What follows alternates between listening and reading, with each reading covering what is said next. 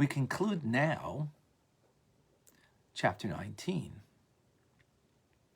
having discussed the idea of a holy person, a righteous person, who is a mere reflection of the divine, have no sense of separateness from God, and therefore they just reflect that which God needs of them down here. Direct contrast is someone who's does wrong, who's sinning. They are allowing the animal soul to obstruct the godly soul and not allow the godly soul to exert its power to connect and do that which God needs from us. And that is klipa sutracher, that is the negative side. And that is when we have a sense of self. We feel, the more we feel ourselves and our needs, our desires, and the more we're driven to fulfill them, the less we're a reflection of the divine. And what has happened? We have a divine in us. It is in exile. Exile means it's like a prince who's in prison. Is a prince in prison lose his princehood? No. Still a prince, but can't exert the powers of the prince, right? So this is what the Alter Rebbe continues now, and he says to us that when we speak about that's in exile, which is the faculty of chochmah, right, which is chochmah is chochmah, the power of what? It is the abnegation of self, so therefore it could reflect that which is greater than self, the Ein Sof, the limitlessness of God, right? Can reflect the limitlessness of God. So, as we said, that is in exile. So the Alter Rebbe explains, the core of chochmah never goes into exile. It's only the hispashtus, which means the effect of it, the diffusion of the chochmah of our soul, that is not having an effect on us. So it's there, but not having an effect. So he gives a beautiful metaphor for this, being asleep. When we're asleep, is our mind still our mind? Is our intelligence still our intelligence? Absolutely. The only thing is, when you're asleep, it has no effect.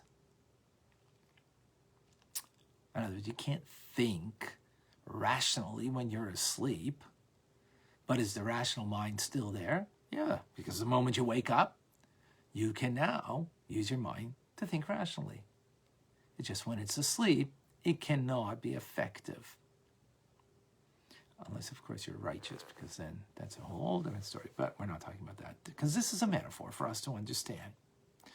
So the potency of chochmah of my soul, right, which is what makes my soul be divine, because, again, chochmah is nullified to its source in the Ein Sof, the limitlessness of God himself.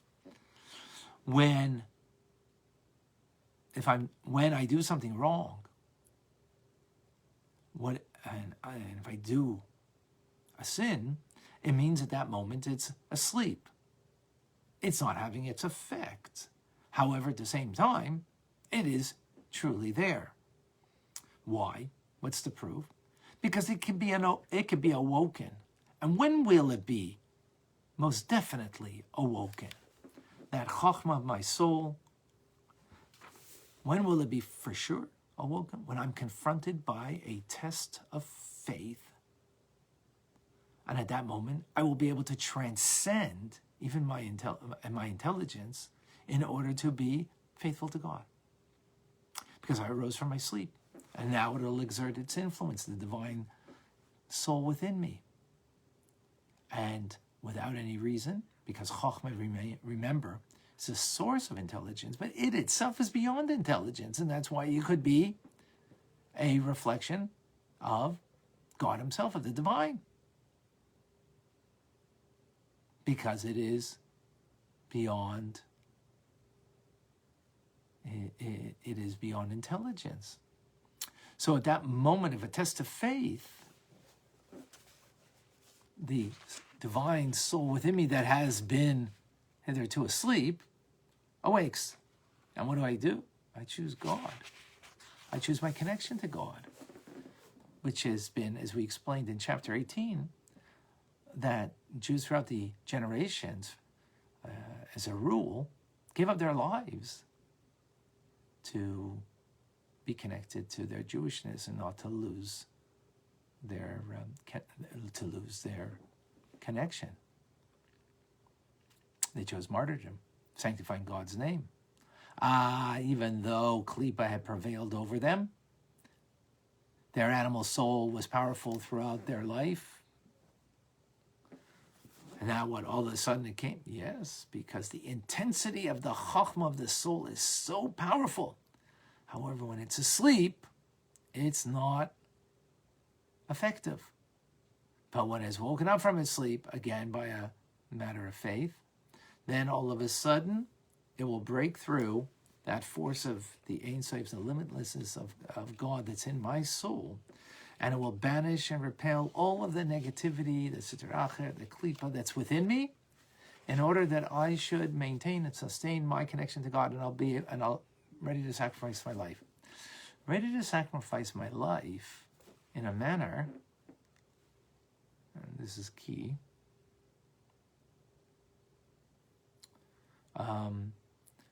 that even when I don't even believe, like I'm not even drawn to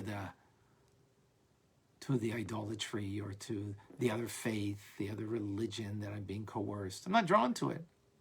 But even to superficially express my allegiance to it, as so often it happened, to at least express openly your allegiance to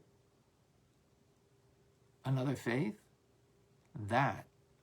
even that, the soul won't allow. Because not to be disconnected in that moment of pledging allegiance, even though in your heart you don't believe in it. As we've had throughout the ages, whether it was forced conversions and the like, where people gave up their lives as a result. Now, again, it wasn't always, but for the most part it was. And the reason was, as we just explained, of the chochmah of the soul that's there but dormant and has been aroused in a very powerful manner.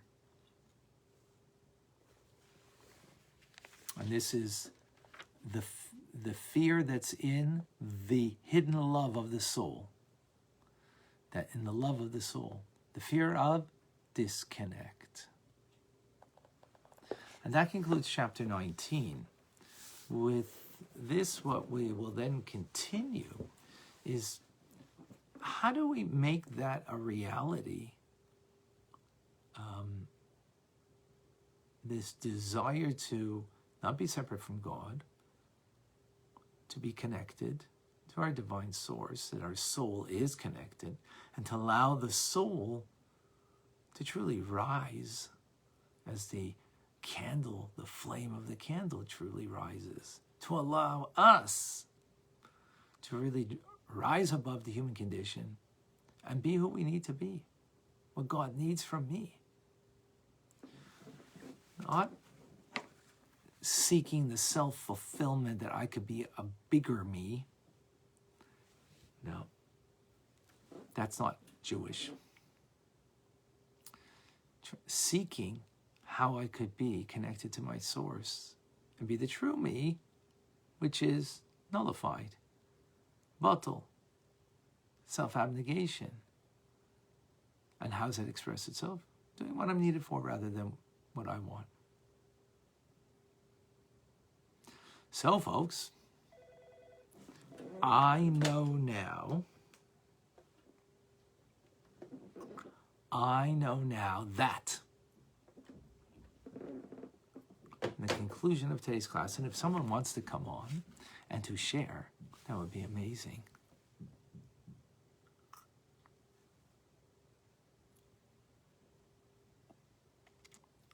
That would be truly amazing.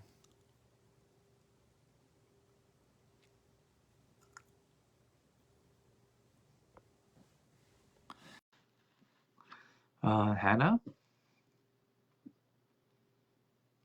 Or, okay, let me just read.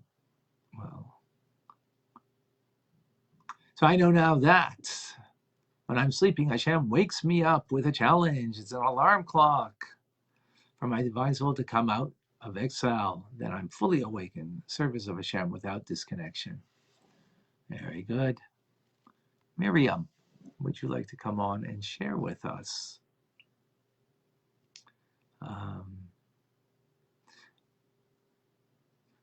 Heather says, I know now that we have hidden layers that spark a desire for the connection, the truth of God. Excellent.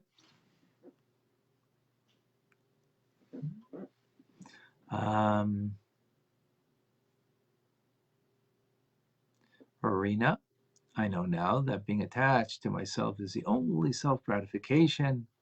Even if my desires may be good, it still serves my own needs. I want to be connected to the source. Right, that does mean that we, ultimately, if we can have our needs to be what God needs, that would be quite amazing. Andrew knows now that the soul, no answer. Okay, is there anybody who is ready to come on?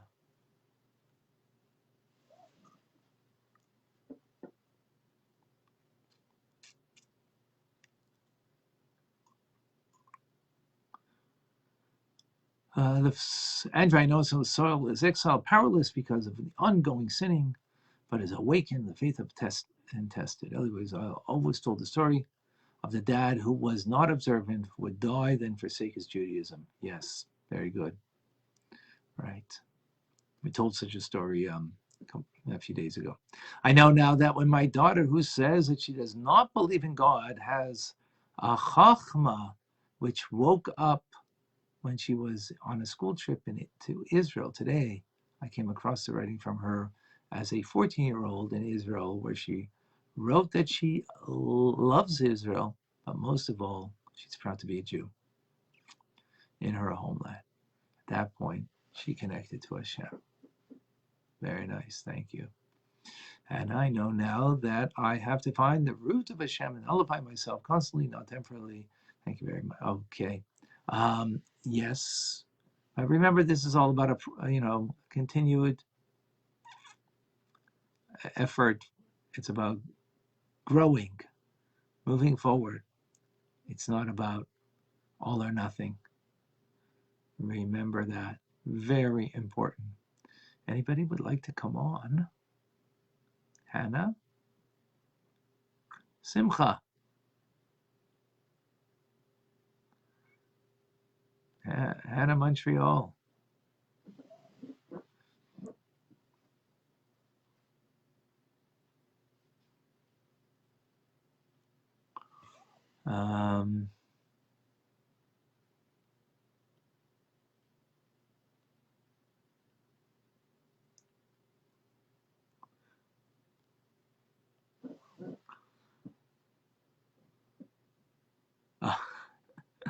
Okay.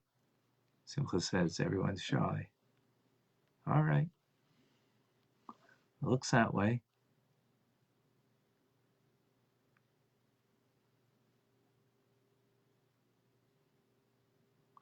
All right, folks. Wonderful. So we'll have someone come on maybe tomorrow. All right. Oh, 1 second. Oh, Simcha. Perhaps.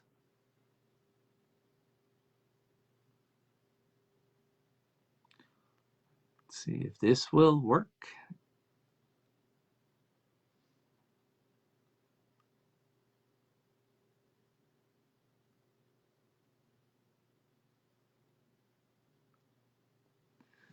Okay.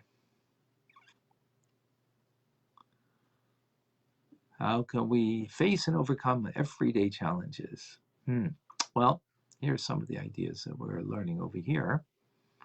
And tomorrow we will begin chapter 20 that will give us an insight. It'll be, a lengthy explanation for a few chapters, but from there we will get the short, long way on how we can truly connect. Okay. All right, folks. Wonderful. Sharing is caring. Please share. Reminder tonight, Torah Studies class. We will, at 6:30 p.m. Eastern Standard Time. Come and join. I'm Rabbi Ronnie Fine, coming to you from Chabad Zichron Kadesh in Montreal, Canada, where it's a privilege and a pleasure to share with you the Tanya. Have a wonderful day. Good Tov, Shavua Tov.